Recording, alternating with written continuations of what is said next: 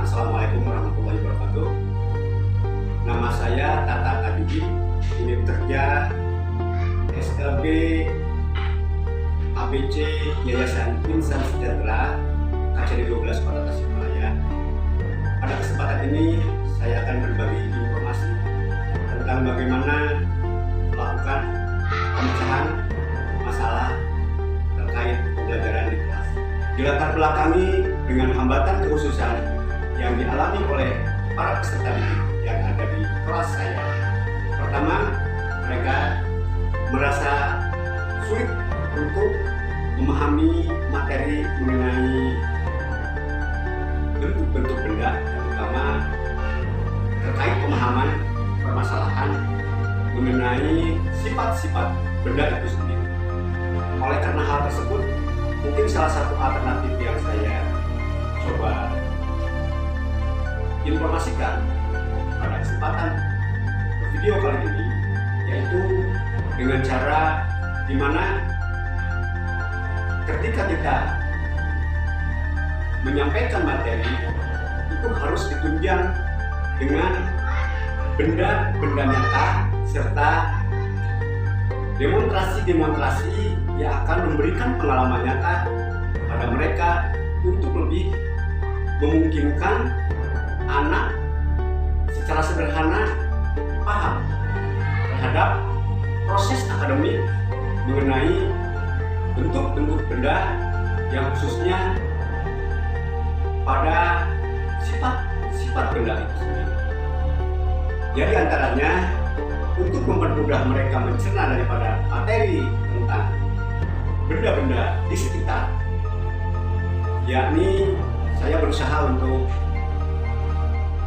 menyiapkan benda-benda tersebut sesuai dengan kelompok bentuk benda. Di antaranya saya kumpulkan benda-benda yang berbentuk padat.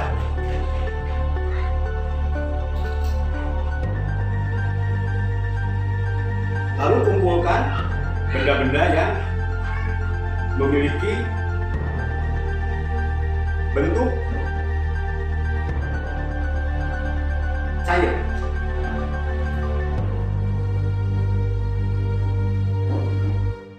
Yang pertama, saya membuat pengelompokan benda di meja. Yang pertama, kelompok bentuk benda padat. Yang kedua, kelompok benda yang termasuk bentuk benda cair. Dan yang berikutnya adalah benda gas yang tidak bisa dilihat oleh mata. Lalu saya memberi kesempatan kepada mereka, silakan sebutkan nama benda yang saya kelompokkan pada kelompok bentuk benda padat.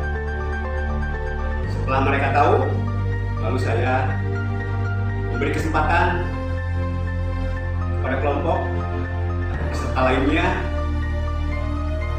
untuk mengambil benda padat, lalu menyuruh temannya untuk menyebutkan nama benda padat itu sendiri.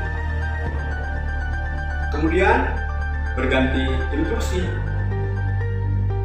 temannya memberi instruksi untuk memohon kepada teman yang ada di depannya mengambil salah satu nama benda. Tolong ambilkan buku. Maka peserta didik yang di depan mengambil sesuai instruksi temannya. Setelah paham, kemudian saya beralih ke bentuk benda cair. Setelah satu persatu diperkenalkan tentang benda-benda cair, maka selanjutnya saya memberi kesempatan kepada mereka untuk mengambil seluruh benda yang berbentuk cair di depan, dipindahkan ke gereja mereka. Setelah mereka paham dan tidak ada yang memang tertukar dengan benda padat, itu saya anggap mereka sudah tahu dan sehingga beralih ke benda gas dengan perumpamaan bahwa benda gas ini tidak bisa kita lihat, hanya bisa kita rasakan. Setelah selesai, lalu saya gabungkan itu semua bentuk-bentuk benda. Setelah ini kesempatan untuk memilah mana yang termasuk benda padat dan mana yang termasuk benda. Setelah mereka paham, lalu saya beralih ke pemahaman berikutnya, di mana setelah itu harus paham dan betul-betul tahu tentang sifat-sifat dari bentuk-bentuk. Kemudian setelah dianggap tagihan yang pertama untuk memilah, memilih, dan menyebutkan benda sesuai bentuknya, maka kemudian saya perdalam materi daripada bentuk-bentuk benda ini ke sifat-sifat benda. Yang pertama, saya gali lebih dahulu tentang pengalaman mereka, apa ciri daripada benda padat yang ada di depan mereka. Setelah itu, saya kembangkan bahwa ciri daripada benda padat pertama memiliki ukuran dan volume. Yang kedua, bentuknya tetap. Nah, disinilah kita harus berbagi informasi dengan pemahaman dalam penyampaian sehingga mungkin supaya para peserta didik berkebutuhan khusus ini tidak sulit untuk memahami. Salah satu contoh, saya mempraktekkan tentang ciri dari benda padat. Ciri benda padat memiliki bentuk yang tetap seperti ini gunting. Gunting ini saya praktekkan dimasukkan ke wadah plastik. Mereka panggil semua supaya mengamati bagaimana bentuk daripada gunting yang saya masukkan ke kaskop. Sehingga ada kesimpulan bahwa bentuknya sama atau tetap. Itu yang disampaikan mengenai kompetensi bagaimana supaya peserta dipaham pada sifat benda. Setelah dijelaskan mengenai sifat benda, lalu saya memberi kesempatan kepada para peserta untuk mendemonstrasikan tentang bagaimana supaya mereka lebih paham terhadap sifat-sifat benda. Dengan cara yang tadi, silakan ambil hektar, lalu masukkan hektar itu ke basket atau ke wadah-wadah.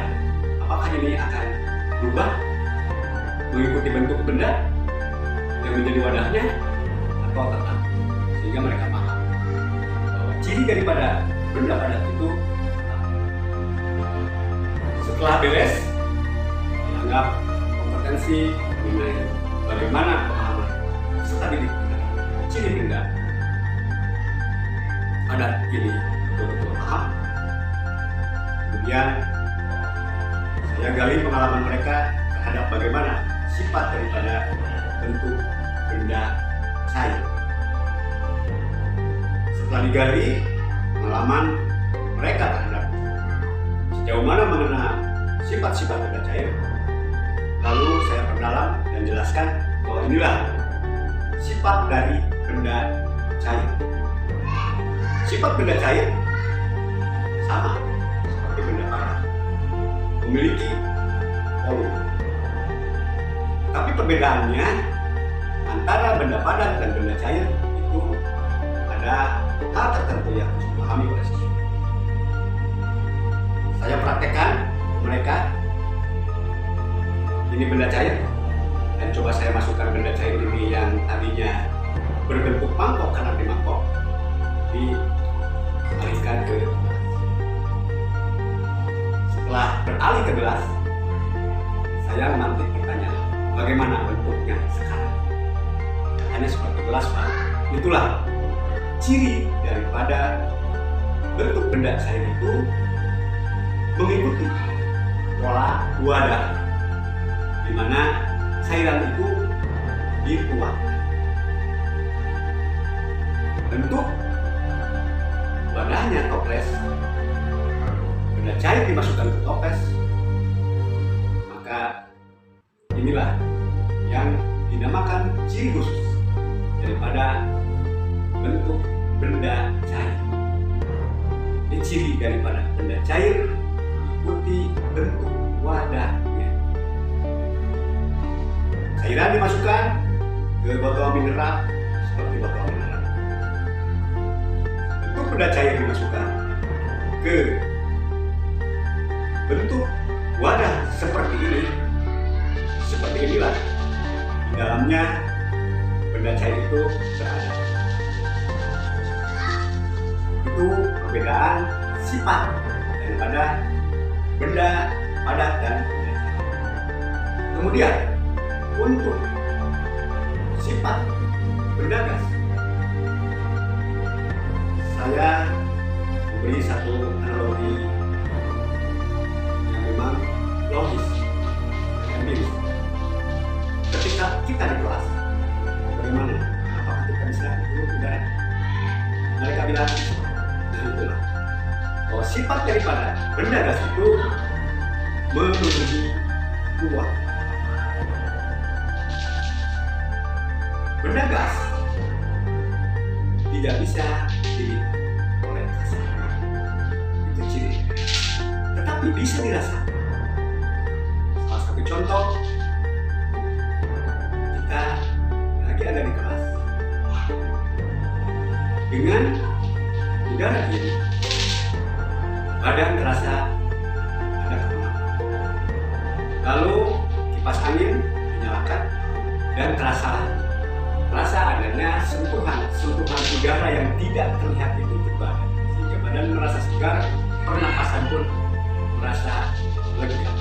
Itulah sifat benda bentuk gas. Di samping mungkin kita harus lebih perfect menyiapkan media. Misalkan kita tiup balon, balon itu menjadi bulat karena ada oksigen. Nah itulah salah satu upaya saya dalam memecahkan permasalahan-permasalahan yang dianggap sulit untuk peserta didik memahami terhadap sifat-sifat benda yang ada di sana. Mudah-mudahan bermanfaat. Billahi taufiq wal hidayah. Wassalamualaikum warahmatullahi wabarakatuh.